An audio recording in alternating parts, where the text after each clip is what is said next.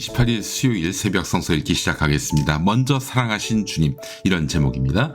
스페인 작가 발타자르 그라시안의 말입니다. 친구를 갖는다는 것은 또 하나의 인생을 갖는다는 것이다. 예, 그렇습니다. 사람 하나가 죽으면 우주가 하나 끝났다 이렇게 얘기하잖아요. 예, 친구를 갖는다? 또 하나의 인생을 갖는 것이다. 여러분에게 친구는 또 하나의 인생입니까? 자, 오늘 요한복음 15장 16절에서 25절 말씀 함께 읽도록 하겠습니다. 너희가 나를 택한 것이 아니라 내가 너희를 택하여 세운 것이다. 그것은 너희가 가서 열매를 맺어 그 열매가 언제나 남아있게 하려는 것이다. 그리하여 너희가 내 이름으로 아버지께 구하는 것은 무엇이든지 다 받게 하려는 것이다. 내가 너희에게 명하는 것은 이것이다. 너희는 서로 사랑하여라. 세상이 너희를 미워하거든 세상이 너희보다 먼저 나를 미워하였다는 것을 알아라. 너희가 세상에 속하여 있다면 세상이 너희를 자기 것으로 여겨 사랑할 것이다. 그러나 너희는 세상에 속하지 않았고 오히려 내가 너희를 세상에서 가려 뽑아냈으므로 세상이 너희를 미워하는 것이다.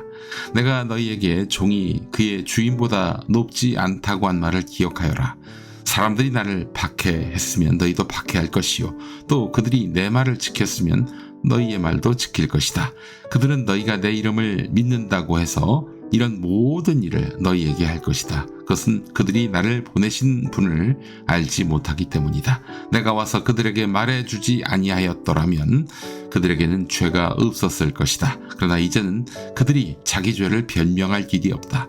나를 미워하는 사람은 내 아버지까지도 미워한다. 내가 다른 아무도 하지 못한 일을 그들 가운데서 하지 않았더라면 그들에게 죄가 없었을 것이다.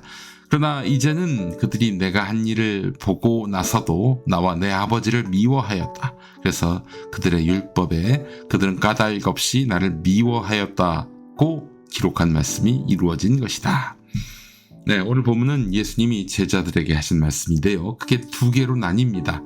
하나님과 제자들 사이의 관계, 그리고 세상과의 관계입니다. 예수님이 제자들에게 세상에서의 어려움과 핍박을 예고하면서 하나님과 깊은 관계를 유지하라 이런 교훈을 내립니다. 예수님께서는 제자들이 스스로 예수님을 선택한 것이 아니라 예수님이 그들을 선택하고 세웠다고 말씀하십니다. 이 말씀의 중심에 사랑이 있습니다. 이제 곧 죽을 예수님은 제자들에게 사랑으로서 결속할 것을 주문하십니다. 그래야 하는 이유는 제자들이 세상에서 미움을 받을 것이기 때문입니다. 세상이 예수님을 미워한 것처럼 제자들도 미워할 것이라는 이야기입니다. 그 이유는 세상이 하나님을 알지 못하기 때문이라는 것입니다. 자, 근데 성경을 통틀어 보면 예수와 그 제자를 가장 심하게 핍박한 사람들은 유대인이었습니다. 유대인은 누구보다도 하나님을 잘 안다고 자랑하던 사람들 아니었습니까? 그러나 그들은 아들 예수를 죽이고 그 아들의 제자도 괴롭혔습니다. 그들은 결국 하나님을 빙자하지만 실제로 그들은 하나님을 믿는 것이 아니라 자기들의 믿음을 믿었던 것입니다.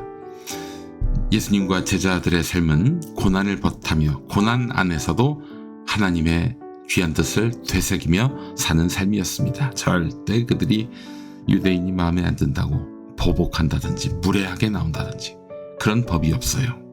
이런 예화가 있습니다. 교부 중에 크리소스톰이라는 사람이 있었어요. 크리소스톰. 이 사람은 설교를 매우 잘했습니다. 그래서 황금의 입을 가진 사람이다. 이런 별명을 가졌는데요.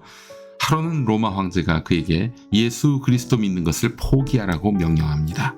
근데 그는 죽어도 그리스도를 포기할 수 없다고 말해요. 그래서 로마 황제의 명령으로 체포됐습니다.